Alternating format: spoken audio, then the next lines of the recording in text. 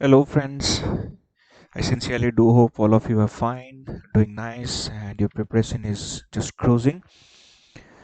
So, in today's session, we are going to discuss a very interesting thing, and it is going to be a phenomenal experience for all of you. I hope you will be overjoyed after learning a new things in a different perspective. Although this topic that I have chosen is generally taught at a very higher level, very higher level, probably at the post graduation level, but I have tried to bring it down to the level of JE Advanced or the level of Physics Olympiad within the known periphery of our mathematics. So let us see what is the magic that is going to unfold in front of us. And I sincerely do hope. I really expect that it is going to give you a thrilling journey. As you can understand from my shaking voice, I myself is very much excited. So without wasting much time, let us start. So as you from the heading, you can see that I am going to discuss about field lines.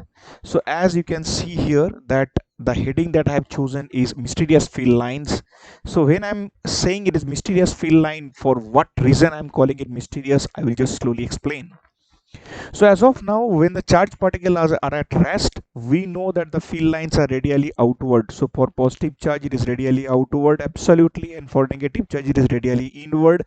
And we all know that this electric field is actually given by E equal to 1 by 4 pi epsilon naught q by r square. So this means this field E is proportional to 1 by r square. All right, fine.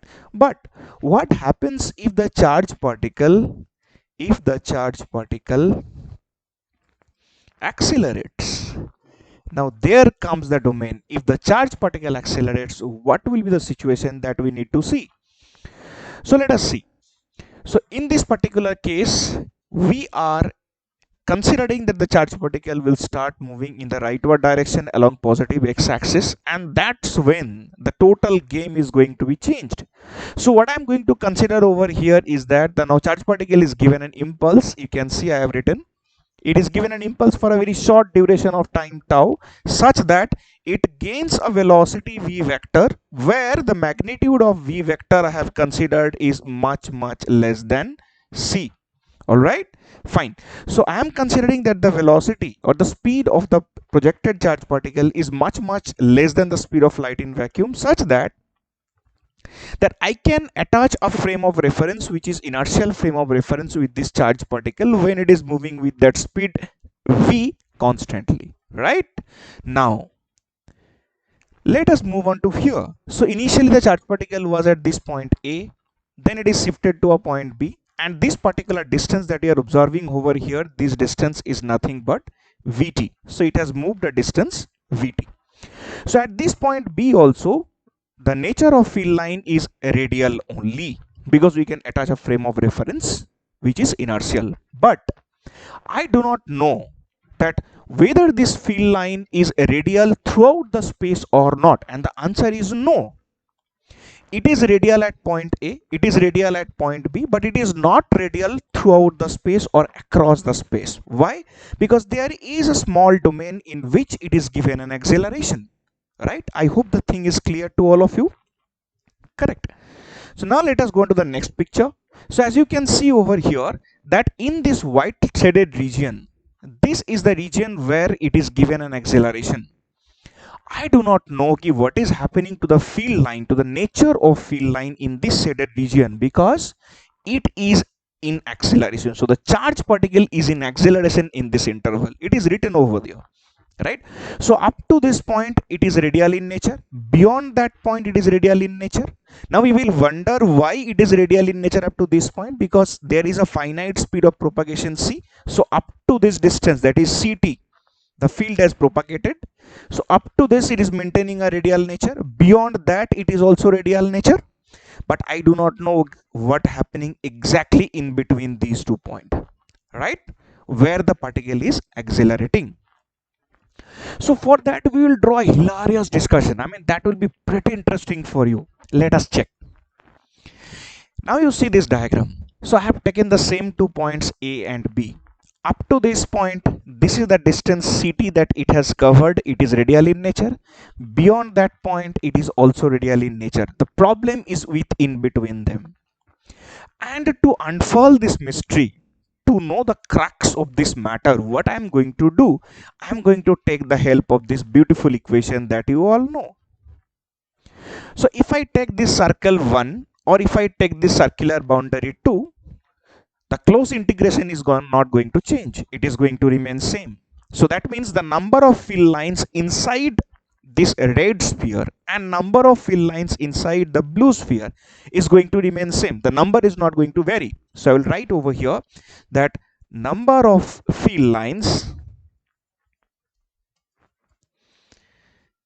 inside the two spheres or inside the two circular regions remains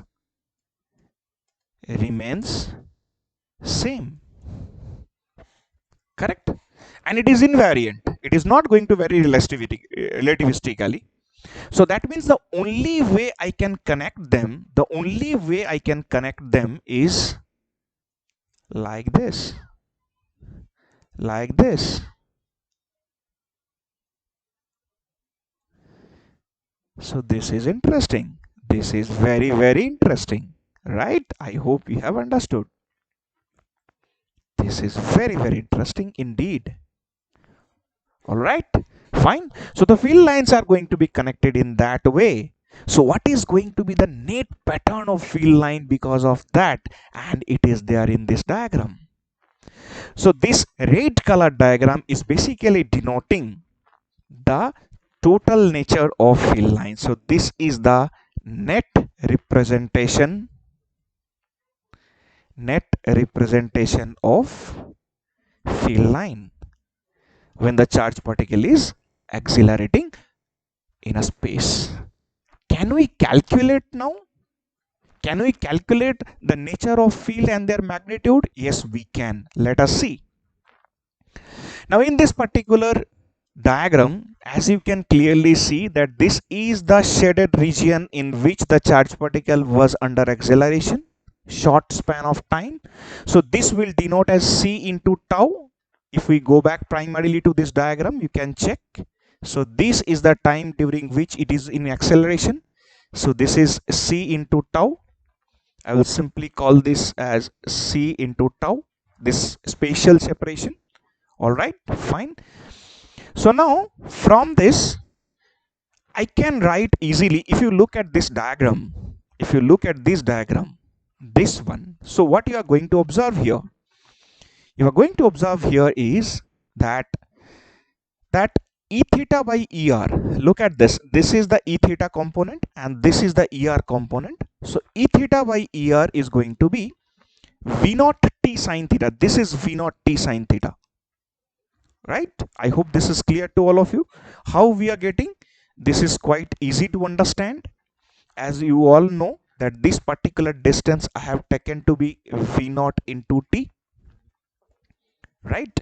And if this is theta, then this distance is going to be V naught T sine theta. So this is V naught T sine theta and this one is C into tau. So if you take this and this, try to understand. This is V naught T sine theta and this is C into tau. So E theta by ER is coming to be V naught T sine theta by C into tau. Again, since it is being accelerated, so acceleration of the charge particle, we can write that A is equal to V naught by tau, because it is going to have the velocity change of V naught minus 0 divided by tau in this region. So acceleration is V naught by tau. If I substitute the value of V naught in this equation, we are going to get E theta by ER is equal to this tau cancels out, A sine theta by C into capital T. Now this capital T function can once again be expressed as, if you can check this relation, to cover a distance, radial distance of r in time t, I can simply write covering a distance r in time t with the speed of light in vacuum, that r is equal to ct. So t is equal to, comfortably I can substitute r by c. So if I substitute r by c over here, what is the calculation we are getting over here? You look at this calculation.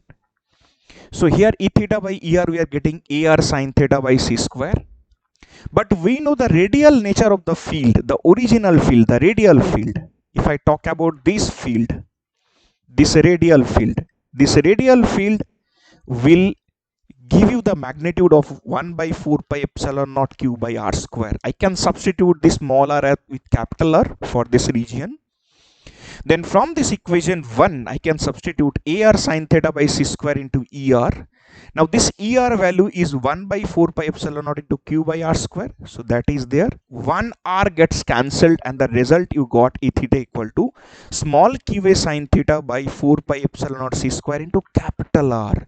So that is most interesting. That is most interesting and most intriguing factor over here. You can see here that E theta is basically proportional to 1 by R.